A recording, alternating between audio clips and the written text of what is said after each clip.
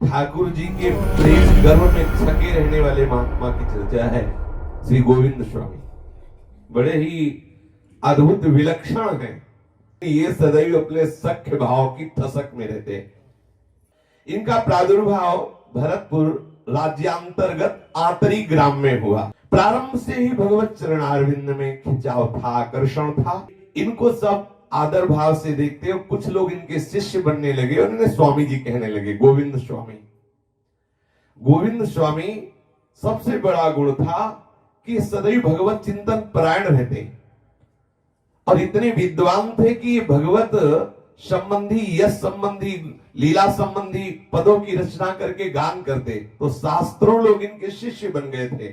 जब कोई वैष्णव आपकी पद रचना का श्री विठलनाथ गोसाई जी के सम्मुख वर्णन करते कि ये देखो गोविंद स्वामी एक है भरतपुर के समीप और उन्होंने गान किया है, तो विठलनाथ गोसाई जी पद की गहराई को सुनकर बहुत प्रसन्न होते कि एक गांव में रहने वाले के हृदय में इस कोटि की भागवतिक वृत्ति, ये तो बहुत अंतर में छुपे हुए महापुरुष हैं। ठाकुर जी का माला और भोग प्रसाद गोसाई जी उसी भक्त के हाथ से गोविंद स्वामी के समीप भिजवा दिया करते। अभी गोविंद स्वामी गोसाई जी से एक बार भी नहीं मिले। एक बार श्री भगवत इच्छा से श्री वृंदावन में श्री गोविंद स्वामी जी का श्री विठलनाथ गोसाई जी के एक सेवक से मिलाप हुआ, सत्संग वार्ता हुई। प्रसंगवत श्री गोविंद स्वामी जी ने सेवक से पूछा, हम लीलाओं का गायन तो कर रहे हैं कवित्व शक्ति से, पर जिन लीलाओं का हम गायन कर रहे हैं क्या साक्षात दर्शन हो सकता है? अगर हो सकता है तो उपाय क्या है? जब देख लिया कि इतनी व्याकुलता है और अधिकारी भी हैं, तब उन्होंने कहा कि निश्चित समझो लीलाओं में प्रवेश रसिक महापुरुषों की, जिनका लीला में प्रवेश है उनके कृपा कटाक्ष से होता है। और इस समय श्री श्रीनाथ जी की सेवा में विठलनाथ गोसाई जी विराजमान है, वो कृपा कटाक्ष करें, आप उनकी शरण में जाए तो नित्य लीला में आपका निश्चित प्रवेश हो जाएगा। आप अभी मुझे श्री विठलनाथ गोसाई जी का सेवक बना दीजिए। द्वितीय दिवस दोनों ही गोकुल पहुंचे। श्री विठलनाथ गोसाई जी ने जब निज नित्य कृत्य से निवृत्त हुए तो गोस्वामी जी समीप आते ही पूछा, कहो गोविंद कैसे हो, कब आए? होश उड़ गए उनके कि पहली बार मिल रहा हूं और ये तो ऐसे मिल रहे जैसे बहुत बार मिल चुके हो। बिना पूर्व किसी जान पहचान के ये परिचित जैसा नाम लेकर कुशलता पूछ रहे हैं। ऐसा लगा है इनको देख करके अब कि मानो जन्म जन्मांतर से हम इन्हीं के हैं। श्री गोविंद स्वामी जी ने उत्तर दिया कि महाराज अभी अभी आया हूं। फिर आपके अनुरोध पर गोसाई जी ने आपको विधि पूर्वक वैष्णव दीक्षा प्रदान की, गोविंद स्वामी को ब्रह्म संबंध करवाया। अब श्री गोविंद स्वामी जी, आप गोविंद स्वामी नहीं गोविंद दास हो गए। अभी तक गोविंद स्वामी नाम से पुकारे जाते, अब नाम रखा गोविंद दास। श्री गोविंद दास जी ने अपनी जन्मभूमि आतरी छोड़कर श्री गोकुल महावन को ही अपना निवास स्थान बनाया। आप पर श्री विठलनाथ गोसाई जी की विशेष कृपा हुई। श्री गोविंद दास जी गोसाई जी की कृपा में डूबे और उनको लीला का दर्शन होने लगा। ये आचार्यों में सामर्थ्य होती है कि वो जहां संकल्प किए, क्योंकि आचार्य और भगवान दो नहीं है, जहां संकल्प किए तो जिसके प्रतिक्रिया उसी के हृदय में कैसा भी अपात्र हो उसके हृदय में दिव्य लीला का स्फुरण होने लगता है। श्री गोविंद स्वामी जी नित्य महावन के टीले पर जाकर के विराजमान होते और वहां सुंदर पद गान करते। तो इनके पद को सुनने के लिए साक्षात ठाकुर जी सामने आके बैठते और इतने आनंदित होते कि साथ साथ गवाने लगते। ठाकुर जी सामने बैठ के सुनते। कभी कभी ठाकुर जी इनके स्वर में स्वर मिला करके गान करने लगते। ये इतने मगन रहते कि बाहर की शुद्ध न रहती। श्री गोविंद स्वामी जी पद गान कर रहे हैं और मदन गोपाल जी नाम के एक वैष्णव मधुर ध्वनि सुनकर समीप में श्रवण करने के लिए बैठे हुए थे। गोविंद स्वामी तो अपने भाव में डूबे हुए हैं। इधर एक नवीन महाअमृतमयी वाणी सुनाई देती गोविंद स्वामी के साथ गाती हुई। तो वो वैष्णव बड़े आश्चर्यचकित हो रहे हैं कि समीप में तो कोई बैठा नहीं गोविंद स्वामी के। मदन गोपाल जी वैष्णव आसपास देखते हैं कि रसमयी आवाज कहां से आ रही। फिर देखा कि गोविंद स्वामी की तान में अंतराय करके ठाकुर जी गा रहे हैं। तो ठाकुर जी से गोविंद स्वामी ने कहा कि देखो गाना ही है तो तान सीधी करके तान मिला के गाओ, बेसुरा बीच में मत करो। तो मदन गोपाल को बड़ा आश्चर्य हुआ। उन्होंने गोविंद स्वामी से कहा कि ये पागलों जैसी कैसी चेष्टा कर रहे हो, आसपास कोई दिखाई नहीं दे रहा, आप बात भी कर रहे हो, हमें आवाज भी सुनाई दे रही है, ये कौन है, कौन गा रहा है, किससे आप कह रहे हो कि तान में मिलाकर गाइए, बेसुरा मत गाइए। अब एक दिन इसका रहस्य प्रकाशित हुआ जब विठलनाथ गोसाई जी ने पूछा कि कहो गोविंद दास ये ठाकुर जी कैसा गाते हैं। तब इन्होंने कहा महाराज ठाकुर जी जैसा गायन करते हैं वैसा तो गायन ही करते हैं, लेकिन लाडली जो जैसा गाती है हम कह नहीं सकते। मतलब ठाकुर जी तो गाते हैं, हम क्या कहना है ठाकुर जी जैसा गाते हैं, पर जैसी लाडली जो गाती हैं इतना प्रिय इतना मधुर गाती है कि हम कैसे वर्णन करें।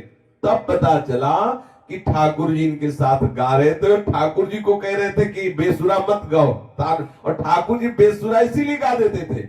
ये डांटे क्योंकि उनको सख्य रस लेना, बड़े विचित्र विचित्र लीला इनके साथ ठाकुर जी करते थे।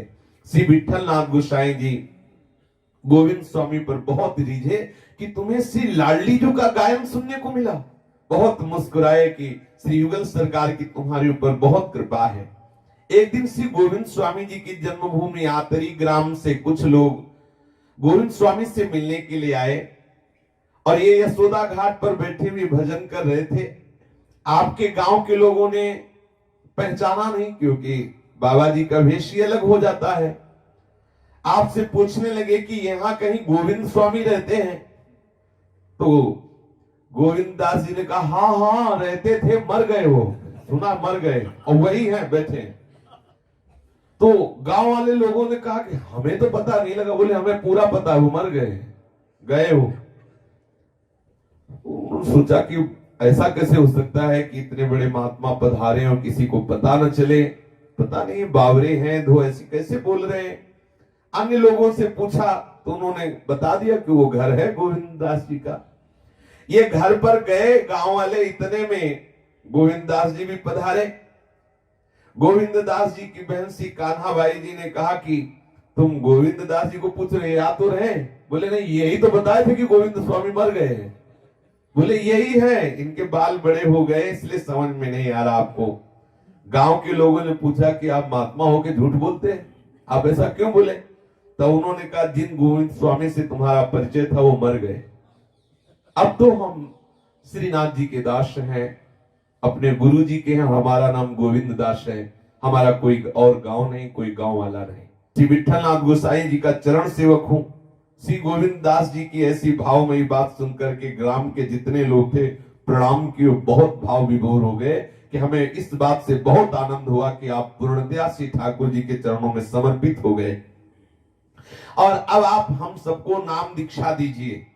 गोविंद स्वामी ने कहा कि नहीं, हमारे गुरुदेव विराजमान हैं, हमारे गोसाई जी विराजमान हैं, स्वामी के होते हुए सेवक का अधिकार नहीं है, आप हमारे गुरुदेव से मंत्र लीजिए। पश्चात आपने निज ग्राम के उन सभी जनों को विठलनाथ गोसाई जी के निकट ले जाकर इनका शिष्य बनवा दिया।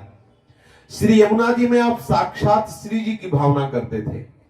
कभी भी श्री यमुना जी में गोविंद दास जी पैर नहीं रखते थे, कभी स्नान नहीं करते थे। दूर से साष्टांग दंडवत आचमन माथे पे यमुना जी को पधराया और बैठ करके पद कीर्तन करते, प्रार्थना करते। यमुना में कभी स्नान नहीं किया, स्नान कुएं में करते आके, बड़ा विशुद्ध भाव था। एक दिन श्री विठलनाथ गोसाई जी के पुत्र श्री बालकृष्ण जी एवं श्री गोकुलनाथ जी ने श्री गोविंद दास जी को कहा कि चलो यमुना जी के समीप चलते हैं। जब वहां गए तो ये पीछे हट गए प्रणाम करके, तो इनको जबरदस्ती यमुना में धकेलना चाहा खेलने के लिए कि यमुना में स्नान करें। गोविंद स्वामी जी ने अपनी दृढ़ निष्ठा प्रकट करते हुए हाथ जोड़कर कहा कि ऐसा नहीं हो सकता, मैं यमुना जी में चरण नहीं रख सकता, ये मेरी श्री जी हैं, ये मेरी आराध्या हैं, मैं इनको ये भाव है, समझे। अलग अलग महापुरुषों के भाव हैं। वो आराध्य भावना से कभी यमुना जी में चरण नहीं पधराते थे, कभी स्नान नहीं करते थे, स्नान कुएं में आके करते। तो एक दिन श्री यमुना जी साक्षात प्रकट हुई और श्री गोविंद स्वामी को, गोविंद दास जी को दर्शन दिए। एक दिन ये गुल्ली डंडा खेल रहे थे ठाकुर जी के साथ श्री गोविंद स्वामी। देखो कितना गुरु आचार्य की कृपा हुई कि साक्षात ठाकुर जी के साथ इनका खेल प्रारंभ हो गया। पहले तो गुरु कृपा से लीला दर्शन होने लगा, लीला गायन में तन्मय होने लगे, अब क्रीड़ा करने लगे। हृदय में सुदृढ़ सख्य भाव है। श्री गोवर्धन नाथ जी, श्री श्रीनाथ जी आपके साथ क्रीड़ा करते। कौन सी क्रीड़ा हो रही? बोले गुल्ली डंडा वाली क्रीड़ा, जैसे बालक जन खेलते हैं ना, गुल्ली डंडा की क्रीड़ा हो रही है। बड़ी मनोहारिणी लीला है। जो भावुक जन है उनके नेत्र अश्रुओं से युक्त हो जाएंगे कि देखो इतने महिमा में ठाकुर अपने भक्त के साथ कैसे खेलते। श्री श्रीनाथ जी के साथ गुल्ली डंडा खेल रहे थे गोविंद दास जी। अब जब तक दांव रहा श्री गोविंद दास जी का तो ठाकुर जी खेलते रहे, और जब ठाकुर जी का दाव आया तो भाग खड़े हुए और आप मंदिर में जाकर के विराजमान हो गए। ये गोविंद सखा भागे और ठाकुर जी से कहा बिना दांव दिए नहीं, हमें तो दौड़ाते रहे, और जब तुम्हारा नंबर आया तो तुम मंदिर में भाग गए। बहुत गुस्सा हुई और ठाकुर जी को सीधे गुल्ली ही मारी। मंदिर में विराजमान ठाकुर जी सीधे गुल्ली मारी ठाकुर। ये तो कहो पुजारी पास थे तो ऐसे गुल्ली को रोक लिया। अब ये अभद्र व्यवहार देख करके तो जो पुजारी थे उनको बहुत गुस्सा आया, और गोविंद स्वामी नजदीक जाके कुछ बोल रहे थे, सुनाई नहीं दे रहा था। ठाकुर जी की आंख में आंख मिला के और बहुत गुस्सा में कुछ बोल रहे थे। पुजारी ने धक्का लगाया गोविंद स्वामी को। अरे ठाकुर जी के साथ ऐसा अभद्र व्यवहार। लेकिन पुजारी को पता नहीं था कि किस भाव दशा में डूबे हुए महापुरुष हैं। उनके प्रति भाव अपमान का करके धक्का दे करके गोविंद स्वामी को बाहर निकाला। गोविंद स्वामी बैठ गए कुंड के समीप जाके कि जब निकलोगे तब हम तुम्हें देख लेंगे। निकलोगे तो है ही है, तुम्हें निकलना ही होगा। अपने घर से तुमने धक्का दिला। गोविंद स्वामी थोड़ी मान रहे कि मंदिर में बैठे मूर्ति है, नहीं, अपने घर से धक्का दिला दिया तो निकलोगे ना, गली में बैठे हैं, यही तुम्हें हिसाब बराबर करेंगे, बैठे मान के गोविंद स्वामी। पुजारी को तो पहली बात ही गुस्सा लगा कि कितनी अभद्रता, जिनके आगे आके लोग साष्टांग प्रणाम करते हैं उसको उन्होंने गुल्ली मारी। गुल्ली पहली बात तो नुकीली होती है, कहीं भी लग सकती, और दूसरी बात वो कोई फूल बगिया में थोड़ी रखी रहती है। गुल्ली में जब डंडा पड़ता तो कभी कभी वो ऐसी जगह भी रहती है जहां पवित्र जगह होती है, और सबके मार्ग में चलने वाले चरणों में भी गिरती, और ठाकुर जी के ऊपर मारी जाए। बहुत गुस्सा आया कि अपवित्र गुल्ली को ठाकुर जी के ऊपर मार रहे हैं गोविंद, इनको इतना भी पता नहीं है। वाम भाव अर्थात धक्का दे करके उनको बाहर कर दिया, और ये कह रहे कि अच्छा तुम्हारे आदमी हैं तो तू अपने आदमियों से हमें पिटवा के अपने महल से बाहर करवा दिया, निकल तू बाहर निकल, जब निकलेगा तब तेरा हिसाब करेंगे। गोविंद दास जी कुंड के किनारे जाके बैठ गए, खाना न पीना, निकलेगा तो है ही है ना, कभी भी निकलेगा तो इसी मार्ग से निकले। जब निकलेगा, निकलेंगे नहीं, निकलेगा, क्योंकि सखा है ना। बोले जब निकलेगा तो पहले तो पिटाई करेंगे, फिर खेल खेलवा के दांव दिलाएंगे, फिर जा मंदिर में बैठ के भोग छान जाके, ऐसे नहीं छोड़ेंगे हम, इसको अवश्य फल चखाएंगे। हमें पिटवाया, धक्का मार के निकलवाया, पहले तो हमसे दांव लिया, जब उसका दांव आया तो मंदिर में जाके बैठ गया, और बहुत गुस्सा है गोविंद जी। ठाकुर जी बहुत अंदर ही अंदर डर रहे हैं। हाँ देख लो, हृदय में बड़ा सोच हो रहा है कि बिना खेल के मुझे चैन नहीं, और बाहर निकल सकता नहीं, क्योंकि वो बैठे गोविंद दास जी घेरे हुए रास्ता, बिना खेले रहा जाएगा नहीं। खेलने के लिए बाहर निकले तो पिटेंगे जरूर, क्योंकि बाहर बैठे गोविंद स्वामी। अब क्या करें, कैसे संतुष्ट किया जाए, कैसे इसका दांव चुकाया जाए। इसी समय श्री विठलनाथ गोसाई जी सुंदर सुंदर भोग ले आए। भोग का समय था, सम्मुख भोग की थार पधराई गई। ठाकुर जी ने ऐसे कर लिया। गोसाई जी ने कहा जय जय, परेशानी क्या है, आप भोग क्यों नहीं आरोग रहे? तो ठाकुर जी ने कहा कि मुझको इस समय कोई भी बात नहीं रुच रही, कोई भी भोग नहीं रुच रहा। क्यों, क्या परेशानी, आपको कोई कष्ट है क्या? बोले मेरा जो एक सखा है ना, गोविंद सखा, वो मुझसे नाराज हो गया है और मैंने उसका दांव नहीं दिया और पुजारी जी ने धक्का मार के बाहर कर दिया। वो रास्ते में बैठा है वहां कुंड के समीप। हमें डर लग रहा है जब हम निकलेंगे तो पीटेगा वो, इसलिए हमें भोग ही अच्छा नहीं लग रहा है। आप पहले उसको मना दीजिए तो हमें भोग पाले में अच्छा रहेगा। उसको आप राजी कर लीजिए। उसका मुझ पर दांव है, मैं बिना दांव चुकाए मंदिर पे भाग आया हूं, इसलिए उसने मुझको गुल्ली मारी और इस भाव को पुजारी ने समझा नहीं, उल्टा हमारे सखा को पीट दिया है। अब वो बहुत गुस्सा होकर बैठा है तालाब के किनारे और उल्टी सीधी बातें बड़बड़ा रहा है। अब आप अगर हमें भोग पवाना चाहते हैं तो पहले हमारे सखा को मना दीजिए, उनको संतुष्ट कर दीजिए, तब मैं भोग पाऊंगा। गोसाई जी से श्रीनाथ जी ने कहा कि मुझे भोग ये सब रुच नहीं रहा, हमारे सखा को आप मना दीजिए, क्योंकि मैं बाहर जाऊंगा तो मुझे पीटेगा और नाराज बैठा है, इसलिए मैं भोग नहीं पा सकता। तो गोसाई जी ने कहा बाहर जाने की जरूरत क्या है, इतना बड़ा महल है, आप खेलो, बाहर जाने की आवश्यकता क्या है, मंदिर के आंगन में खेलो। हम तो सलाह देते हैं कि स्थायी रूप से इस गोविंद सखा का त्याग कर दो, ये बड़ा उपद्रवी हो गया है। ठाकुर जी ने विठलनाथ गोसाई जी से कहा कि मुझे इस आंगन में खेलना अच्छा नहीं लगता, मैं तो खेलूंगा गोविंद सखा के साथ बाहर जाके, केवल तुम मना दो। देखो कितनी करुणा है, ये नहीं कह रहे कि मैं त्याग सकता हूं, गोसाई जी कह रहे हैं कि त्याग दो ना, जब आपको इतना सताता है, इतना परेशान करता है, त्याग। बोले ना, यहाँ आंगन में नहीं खेलेंगे, खेलेंगे तो गोविंद सखा के साथ ही खेलेंगे, आप केवल मना दीजिए उसको, क्योंकि अब हमसे मानने वाला नहीं है। आहा, श्री ठाकुर जी के आदेश से गोसाई जी अंदर ही अंदर बहुत प्रसन्न हो रहे हैं। जैसे बाल चपलता देखकर, बाल तुतली भाषा सुनकर माता पिता को सुख होता है, ऐसे वात्सल्य समुद्र गोसाई जी को ये बातें सुनकर कि उसको मना दीजिए।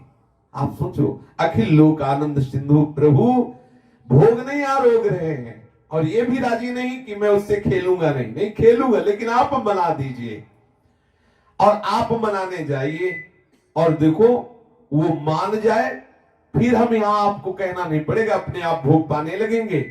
आप उसके गुस्सा शांत कर दीजिए। अब गोसाई जी महाराज तो अवस्था हो गई थी, तो सुंदर छड़ी लेकर के आचार्य निकले ठाकुर जी के इशारे से, और वो गोविंद स्वामी जी बाहर मार्ग में बैठे हुए पद गायन कर रहे थे। पद का भाव यही था कि दांव का अवसर आया तो तू भाग गया, मंदिर में जाके बैठा है, बाहर निकल के आएगा तो ऐसी मार पड़ेगी कि अगली बार ऐसी गलती नहीं करेगा। अरे गंवार, दरवाजा खोल के महल के अंदर घुस गया, अपने निजी जनों से हमें पिटवा दिया। गोविंद स्वामी पद गायन कर रहे हैं, पद गायन करके अंदर ही अंदर गुस्सा गुस्सा से बोल रहे थे, तो देखा गोसाई जी आ रहे हैं। अब तो डर गए गोविंद स्वामी, क्योंकि गुरु है, आचार्य, और छड़ी हाथ में लिए, समझ के पहले तो अपने पुजारी से पिटवाया, अब गोसाई जी से पिटवाने के लिए भेजा है उसने। अब गोसाई जी कह रहे रुक जा गोविंद रुक जा, लेकिन हाथ में छड़ी है। गोसाई जी को देखते ही भाग पड़े। अब वृद्ध शरीर स्थूल काय गोसाई जी छड़ी का सहारा लिए चल रहे हो, गोविंद तो भागे भयभीत होकर कि गोसाई जी छड़ी लिए ये पिटाई करने के। गोसाई जी को पक्ष में कर लिया होगा ठाकुर जी ने और भेजा होगा हमारी गलती बता के, तो अब हमें पिटवाने के लिए भेजा है। गोसाई जी बहुत प्रेम से बोला, बेटा गोविंद सुन, मारने नहीं आया, मेरी बात तो सुन। गोविंद सखा को जब ऐसे प्यार भरी पुकार सुनने को मिली तो लगा कि हो सकता है हमारे पक्ष की बात सुन ले गोसाई जी। गोविंद सखा ने कहा, श्री गोसाई जी आप मुझको पहले बताओ पीटोगे तो नहीं? तब गोसाई जी ने विश्वास दिलाया कि बिल्कुल बिल्कुल बिल्कुल नहीं पीटूंगा। तब गोविंद स्वामी रुके, गोसाई जी गए, उनका हाथ पकड़ा, बोले चलो, भोग नहीं पा रहे हैं, आप उनके सामने कहो चल कि मैं प्रसन्न हूं, तो वो भोग पाएंगे। और श्री गोसाई जी गोविंद दास जी को मंदिर में लाए। गोविंद सखा मार्ग में मन ही मन सोच रहे हैं कि चाहे जितना गोसाई जी कहें, अगर हम गए और श्रीनाथ जी ने ऐसे मस्तक झुका दिया तो क्षमा, और अगर मस्तक नहीं झुकाया तो हम प्रसन्न नहीं होंगे, तो हम प्रसन्न नहीं होंगे तो वो भोग पाएगा नहीं, हमारी ये लड़ाई चलती रहेगी।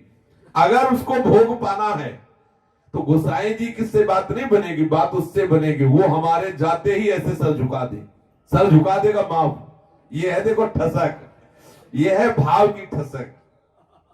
मैं उसे क्षमा कर दूंगा, कोई दंड नहीं दूंगा।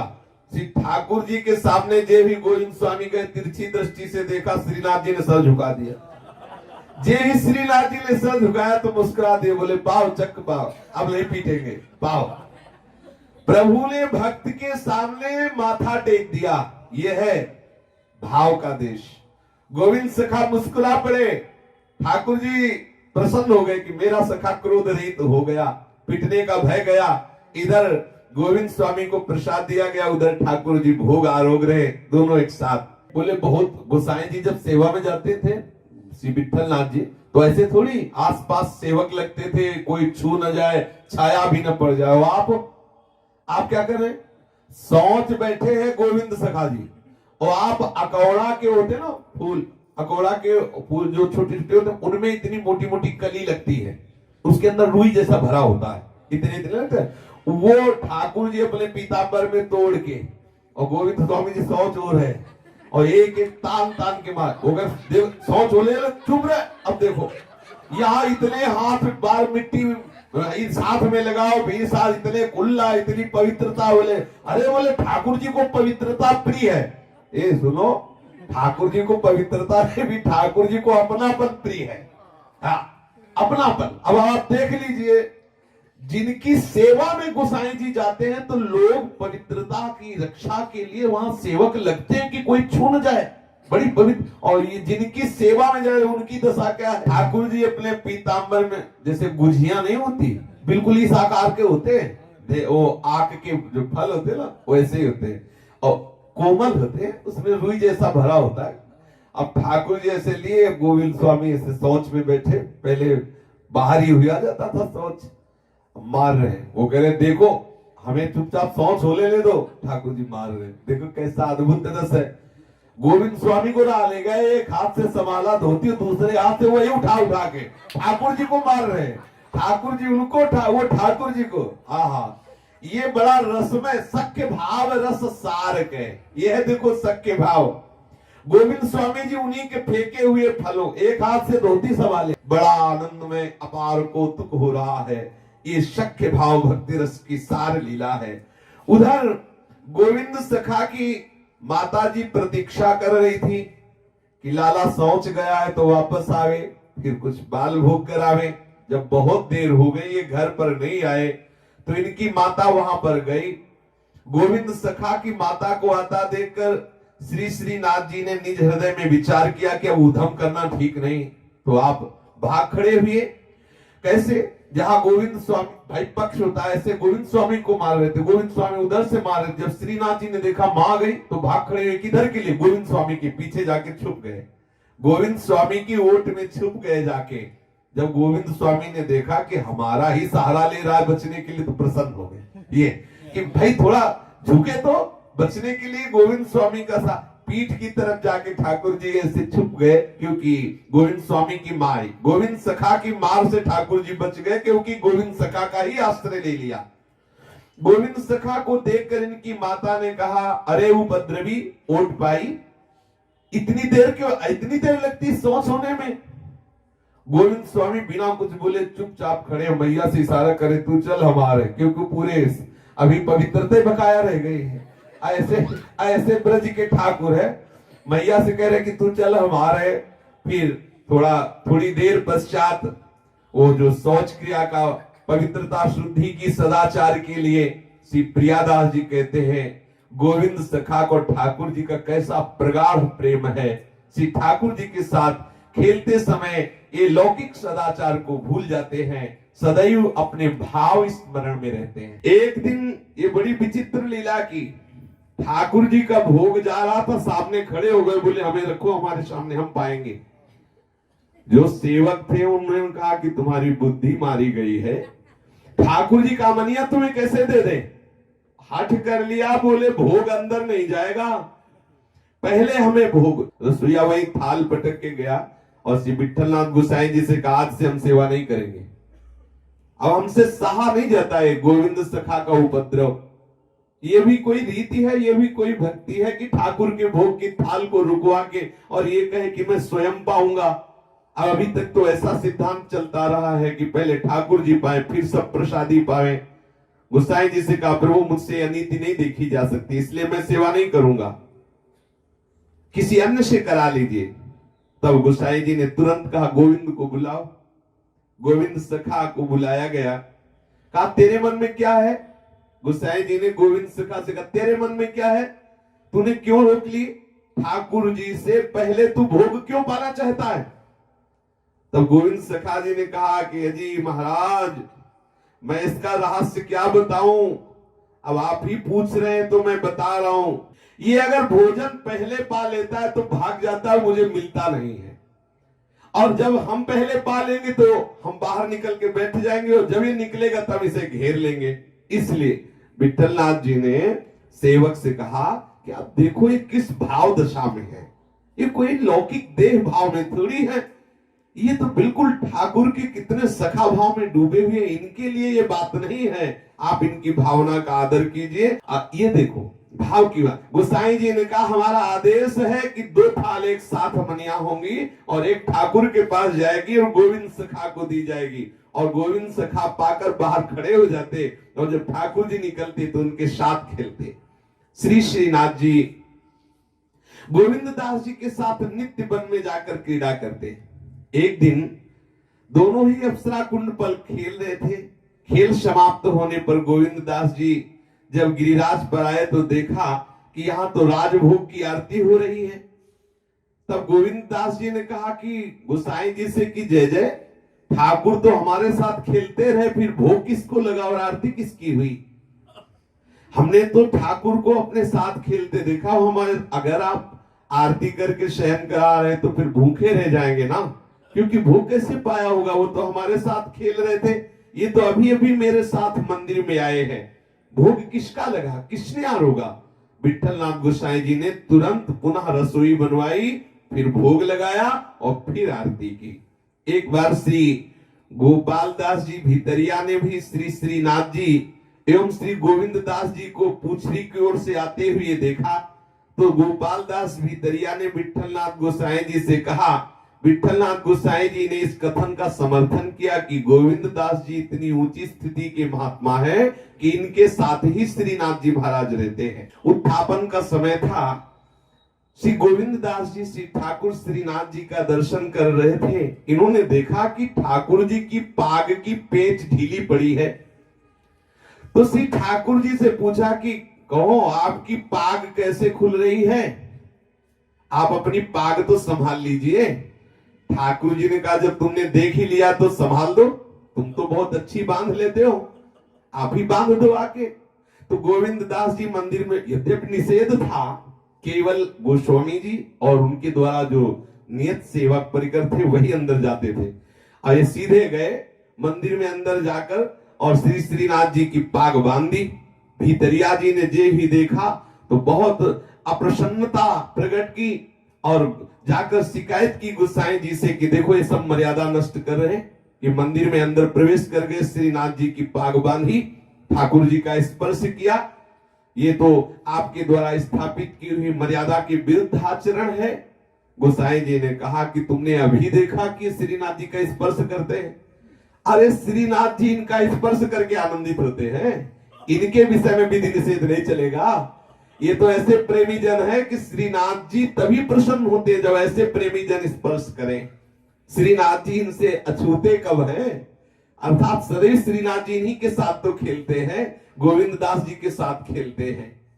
श्री गोसाई जी श्री ठाकुर श्री श्रीनाथ जी का श्रृंगार कर रहे थे और गोविंद दास जी जगमोहन में कीर्तन कर रहे थे। श्रीनाथ जी गोसाई जी की दृष्टि बचा करके कुछ कंकड़ पहले ही चुन के रख लिए थे पास में, और गोसाई जी सुंदर श्रृंगार कर रहे हैं और जगमोहन में बैठे हुए गोविंद दास जी पद गान कर रहे। धीरे से मौका लगकर एक कंकड़ लेते और गोविंद स्वामी के ऊपर मार देते ऐसे, और फिर सीधे अब ठाकुर जी का श्रृंगार कर रहे हैं। गोसाई जी तो पत्रावली रचना में डूबे हुए हैं, और ये बीच बीच से कि गोसाई जी जान न पावे, और गोविंद स्वामी आंख मूंदे बढ़िया पद गायल करते, सीधे कंकड़ लेके मारते से। जब गोविंद स्वामी के कंकड़ लगता तो आसपास देखते, सोचते कि श्रीनाथ जी का तो श्रृंगार हो रहा है और गोसाई जी के सामने उद्दंडता कर नहीं सकते, तो ये कंकड़ कहां से आया? और ठीक निशाने पे गोविंद स्वामी के ऊपर कंकड़ लगता। अब वो आंख मूंद के गाना बंद कर दिए, आंख खोल के गा रहे थे कि कंकड़ किधर से आता है। 8-10 कंकड़ मारे, तब पकड़ में आई बात की ये तो कंकड़ मंदिर के अंदर से आ रहे, ये तो श्रीनाथ जी मार रहे हैं। अब गोविंद स्वामी ने वही पलट कर कंकड़ लिया और सीधे तान के मारा तो श्रीनाथ जी के लगा जाके। जब श्रीनाथ जी के लगा तो ठाकुर जी रुलासे होकर के गोसाई जी से कहते, देखो ये गोविंदा कितना चंचल है, हमें कंकड़ मारा। तो गोसाई जी ने झुंझलाकर कहा, क्यों रे गोविंद, तुम्हें इतनी शर्म नहीं आ रही कि हम इनकी सेवा कर रहे, श्रृंगार कर रहे, तूने कंकड़ मारा? बोले हाँ, अपना पूत पूत नजर आता है, दूसरे का पूत मूली गाजर नजर आता है। उसने 8-9 कंकड़ मारे तो एक को बात उसको नहीं कही, और एक कंकड़ हमने पलट के मार दिया तो हमें डांट लगाई जा रही, ये न्याय तो नहीं हुआ ना। गोविंद स्वामी ने ऐसा कहा। गोविंद दास जी ने विठलनाथ गोसाई जी से कहा, आप भी अपने पूत को सपूत मानते हैं, दूसरे को मूली गाजर समझते हैं। महाराज, आप जैसे कृपालु की ऐसी दृष्टि नहीं होनी चाहिए। देखो, इसने 8-9 कंकड़ मारे, देख लो हमारे पास रखे हैं, और वहीं पास में कहीं होंगे कंकड़, देख लो, क्योंकि भीतर से आ रहे हैं कंकड़। अब आप सोचो जरा ये किस कोटि की रसमयी लीला है। गोविंद स्वामी ने कहा कि देखो, हमारी ओर जब आपके श्री ठाकुर जी ने 8 कंकड़ी मारी तो आपको रोष नहीं हुआ, और एक कंकड़ी हमने आपके ठाकुर को मारी तो आप अपने नेत्र नीले और पीले कर रहे हो। महाराज, आपको तो ऐसा नहीं करना चाहिए। गोविंद दास की बात सुनकर श्रीनाथ जी की तरफ देख करके श्री विठलनाथ जी गोसाई हंस पड़े कि चंचलता की मूर्ति दोनों के दोनों है, किसको संभाले हम। ऐसा एक दिन श्रीनाथ जी श्याम ढाक पर बैठे हुए बंसी बजा रहे थे, सभी ग्वाल बाल नीचे बैठे हुए थे, और गोविंद दास जी एक चबूतरे पर बैठकर पद गायन कर रहे थे।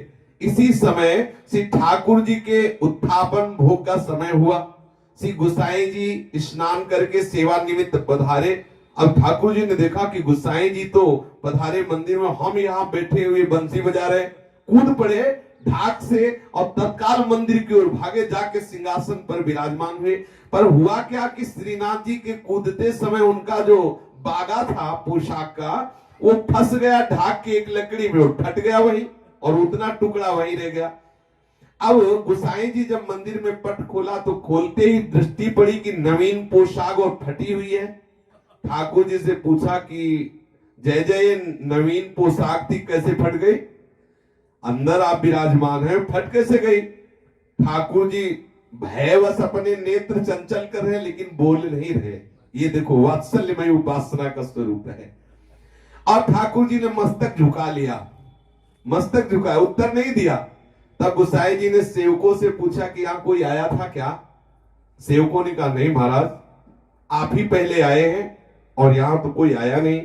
गोसाई जी ने सेवकों द्वारा सुनकर फिर आगे कुछ पूछा नहीं, क्योंकि ठाकुर जी ने ग्रीवा झुका ली, कोई उत्तर नहीं दिया। सेवकों ने बताया कोई अंदर गया नहीं था। ठाकुर जी को भोग पधरा करके बैठक में जाकर चिंतनीय अवस्था में बैठ गए। गोविंद दास जी आए और विठलनाथ गोसाई जी को उदासीन देखते हुए पूछा कि आप उदास कैसे बैठे हैं? गोसाई जी ने कहा, कोई बात नहीं, ऐसे ही बैठा हूं। गोविंद दास जी ने कहा, नहीं नहीं महाराज, कोई बात तो है, क्योंकि आप हर समय प्रसन्न चित्त रहते हैं। आज कैसे? जो समीप रहने वाले हैं एक दूसरे के चेहरे को पहचानते हैं। आनंद में भगवत चिंतन और लोक चिंतन में अंतर हो जाता है, और कोई चिंता का चिंतन, कोई आनंद का चिंतन, उसका भी अंतर पड़ता है। तो आज मानो गोसाई जी के श्रीमुख को देख करके गोविंद दास जी ने कहा, ये आनंद का चिंतन, आनंद में चिंतन नहीं, कोई चिंता का चिंतन है। आप बताइए, आज ठाकुर जी ने कौन सी लीला की? गोसाई जी ने कहा कि मंदिर में प्रवेश किए तो देखा उनका बागा फटा हुआ है। तो मुझे ये लगा कि कोई अपराध तो नहीं बन गया, कैसे ये वस्त्र कैसे फट गया ठाकुर जी का? गोविंद दास जी बहुत जोर से हंसे, बोले, गोसाई जी आप बहुत भोले वाले हो, बहुत भोले हो। अरे ये इतना नहीं है जितना आप समझते हो इसको सीधा साधा, ये बहुत उपद्रवी है। ये बहुत उपद्रव करके आया है वहां श्याम ढाक से, और वहीं इसकी पोशाक फट गई। आप तो बहुत सीधे साधे सज्जन हो, इसलिए समझते हो मेरे लाल जी की पोशाक कैसे फट गई। चलो मैं अभी दिखाता हूं इसकी चंचलता। ठाकुर जी का बागा कहां फटा मैं तुम्हें दिखाता हूं। गोविंद दास जी ने गोसाई जी का हाथ पकड़ा और श्याम ढाक पर ले गए, तो वहां दिखाया कि वो कपड़ा जो फटा हुआ था वही था। गोसाई जी ने वो कपड़ा ले लिया, मंदिर आए और पोशाक से मिलाया तो ठीक वही कपड़ा था। वो टुकड़ा श्री श्रीनाथ जी ने जब फटे हुए बागे से मिलाया तो वही था। श्री गोसाई जी श्री श्रीनाथ जी की ओर देखा और मुस्कुरा करके कहा कि ये कैसे, तो श्रीनाथ जी ने नेत्र फिर झुका लिए।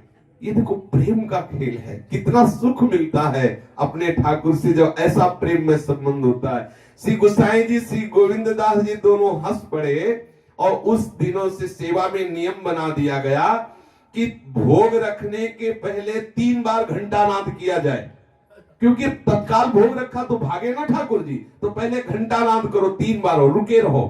जहां होंगे ठाकुर जी खेलते होंगे तो आज ऐसा प्राय किया जाता है। हाँ, हमारे यहां भी घंटानाद होता है।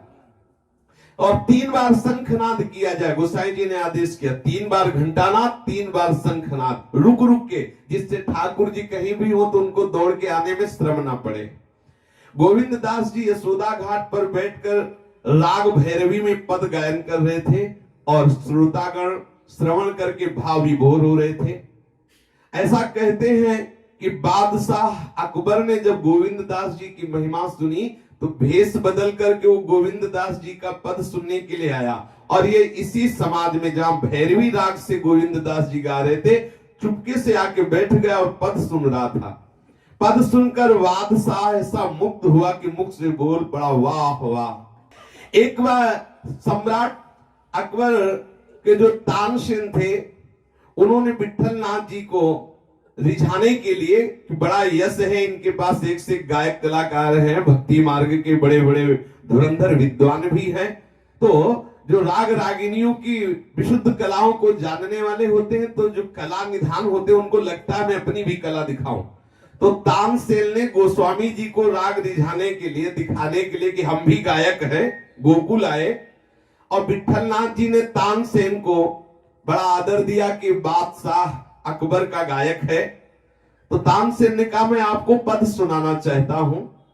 श्री गोसाई जी ने कहा सुना दीजिए मेरे ठाकुर जी को। तो उन्होंने पद सुनाया। जब पद सुनाया तो 1000 रुपया और 1 कौड़ी साथ में दी।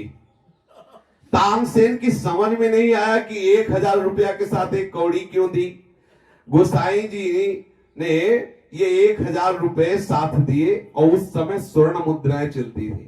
1000 रुपए 1 कौड़ी क्यों दी। तानसेन ने हाथ जोड़कर गोसाई जी से पूछा कि गोसाई जी, हमारे हृदय में एक बात आई कि आपने 1000 मुद्राओं के साथ ये कौड़ी क्यों दी। तो तानसेन को बताया कि तुम बादशाह के गवैया हो, और वो बादशाह लौकिक लोक का बादशाह है। तुम लौकिक लोक बादशाह के गवैया हो, इसलिए तुम्हें 1000 रुपए आदर के लिए दिया। और तुम्हारी गाने की जो शैली है केवल लौकिक बादशाह के रिझाने वाली है, इसलिए कौड़ी दिया कि हमारे गायकों के सामने तुम्हारी गायन शैली बिल्कुल कौड़ी काम की नहीं है। 1000 रुपए इसलिए दिए कि तुम लौकिक बादशाह के गायन दरबार में गायन करने वाले हो, तो तुम्हारा सम्मान किया। लेकिन हमारे बादशाह जो श्रीनाथ जी हैं, उनके लायक तुम नहीं हो, इसलिए कौड़ी काम का तुम्हारा है ये गीत, तुम्हारा गाना, तुम्हारा राग, तुम्हारा अब तानसेन को लगा कि एक बार मैं सुनूं कि कैसे। उस समय एक क्रम बाई क्रम गाते, जैसे श्री सूरदास जी आए तो कुंभन दास जी आए, चतुर्भुज दास, सब महापुरुषों की सेवा शैली थी कि आप इतने राजभोग में, आप श्रृंगार में, आप ऐसे। तो उस समय गोविंद स्वामी के गाने का था समय। गोविंद स्वामी जी आए और तानसेन वहीं बैठ करके आखिरकार ठाकुर जी के गायन करने वाले इन महापुरुषों में क्या विशेषता है जो उनके गायन के सामने मुझे 1 कौड़ी साबित कर दिया। जे ही गोविंद स्वामी भाव में भरकर प्रेम पूरित होकर ठाकुर जी के सामने गायन किया तो तानसेन के रोम रोम खड़े हो गए। आहा, अश्रु पूरित हो गया और हाथ जोड़कर बोला, महाराज मैं तो कौड़ी लायक भी नहीं हूं इनके आगे। इनके गायन के सामने आपने तो कौड़ी देकर सम्मान किया, मैं तो कौड़ी लायक भी नहीं हूं, इनका जैसा गायन है। अब तानसेन का मन मचल उठा गोविंद स्वामी के चरणों में प्रणाम करने के लिए कि ऐसे महापुरुष जिनके गायन मात्र से मुझ जैसे राज दरबारी का हृदय भी प्रेम भाव से युक्त हो जाता है। विठलनाथ गोसाई जी ने कहा कि आपने श्री गोविंद दास जी के गान के समक्ष मेरे गान का मूल्य जो 1 कौड़ी माना था, तानसेन ने कहा कि वो मूल्य मुझे बहुत अधिक लगा, इनके सामने मेरा कोई मूल्य नहीं है। गोविंद स्वामी सदैव मस्त रहते। एक दिन गिरिराज जी की तलहटी में खड़े खड़े लघुशंका कर रहे थे परिक्रमा में। सब वैष्णव जनों ने देखा कि इतने बड़े वैष्णव होकर के और अब इधर परिक्रमा की तरफ करें तो लोग आ जा रहे हैं और इधर करें तो गिरिराज जी हैं, तो वे बीचे में खड़े होकर कर रहे थे लघुशंका। जो वैष्णव निकलते उनको बुरा लगता कि इतने बड़े सम्माननीय वैष्णव खड़े खड़े लघुशंका कर रहे हैं। तो आकर के गोसाई जी से वैष्णव ने निंदा की कि इनके आचरण पवित्र नहीं है। अरे कम से कम सोच लघुशंका आदि की कुछ पद्धतियां होती हैं। गोसाई जी आप इनको डांट लगाइए, परिक्रमा मार्ग में खड़े खड़े लघुशंका कर रहे थे। गोसाई जी ने पूछा कि गोविंद, ये सब परिक्रमार्थी कह रहे हैं तुम खड़े खड़े लघुशंका कर रहे थे, तुमने तिलांजलि दे दी क्या वैष्णव सदाचार की? ये सब क्या है? वैष्णव तुम्हारे आचरण की निंदा कर रहे हैं। गोविंद दास जी ने कहा महाराज अगर घोड़ा खड़े खड़े मुद्दे तो क्या परेशानी? तो उनका कोई परेशानी नहीं, क्योंकि घोड़ा बेचारा हो गया, उसके लिए थोड़ी कोई सदाचार। भाई घोड़े के लिए थोड़ी कोई सदाचार की पात्र में जल लेके फिर बैठ के और लघुशंका करे और रज, घोड़े के लिए तो है नहीं। तो बोले महाराज मैं उस समय घोड़ा ही था, जिस समय में खड़े खड़े लघुशंका कर रहा था उस समय मैं गोविंद दास वैष्णव नहीं था, उस समय घोड़ा था। बोले हम समझे नहीं। बोले श्रीनाथ जी हमारे कांधे में बैठे थे। अब हमने कहा कि श्रीनाथ जी से उतर, हमें लघुशंका करनी। तो बोले सारे इस समय हमारा घोड़ा बना, घोड़ा सवार से थोड़ी करता है, कहता है कि उतर, जैसे घोड़ा लघुशंका करता है वैसे कर। तो बोले वैसे ही कर रहे थे खड़े खड़े लघुशंका। तो श्रीनाथ जी मेरे कंधे पे बैठे, देखो समझो। बोले लघुशंका करके आए, इतने आचमन करो, इतनी पवित्रता करो, ऐसे ठाकुर जी को मत छूना। यहाँ ठाकुर जी चढ़े बैठे ऊपर और कह रहे खड़े लघुशंका करते समय उतार के अलग नहीं खड़े हो, काले में ही बैठे और खड़े। अब बताओ खड़े लघुशंका में छिट्टी विट्टी भी पड़ती होगी, ठाकुर जी आराम से बैठे हुए हैं। ये प्रेम में जब इस कोटि की धरा होती है तो पवित्रता पवित्रता। लेकिन देखो ऐसा नहीं कि आज से सब खत्म, तो वहां पहुंचे नहीं तो भ्रष्ट हो जाओगे। तस्मात् शास्त्रम प्रमाणम ते कार्य कार्य व्यवस्थित हो, सिद्ध पुरुषों जैसा आचरण न करे नहीं तो बुद्धि भ्रष्ट हो जाएगी। और गोविंद स्वामी की इस बात को सुनकर समस्त वैष्णवों ने समझ लिया कि ये विधि निषेध से परे महापुरुष है जिनके साथ ठाकुर जी खेलते हैं। इस प्रकार श्री गोविंद दास जी के अपार चरित्र है। सूरदास जी, परमानंद दास जी, कुंभन दास जी की भांति ही श्री गोविंद दास जी भी नित्य नूतन पद रचना करते और श्री श्रीनाथ जी की कीर्तन सेवा किया करते। बड़े सुंदर सुंदर इनके पद हैं। ठाकुर जी के प्रेम में मगन होकर के गोविंद स्वामी इस धराधाम पे प्रिया प्रीतम का जस गान करते। जिस समय श्री विठलनाथ गोसाई जी अंतर्ध्यान हुए उसी समय तत्काल गोविंद स्वामी गिरिराज जी की गोवर्धन जी की कंदरा में प्रवेश कर गए। गोविंद स्वामी की जो अंतर्ध्यान लीला है वो बिल्कुल ठीक गोस्वामी जी के साथ ही हुई। श्री गोस्वामी विठलनाथ जी जब अंतर्ध्यान हुए तो उसी समय श्री गोविंद स्वामी एक क्षण भी नहीं रुके, तत्काल गिरिराज जी की गोवर्धन जी की कंदरा में प्रवेश करके सदा सदा के लिए श्रीनाथ जी की सेवा में पहुंच गए।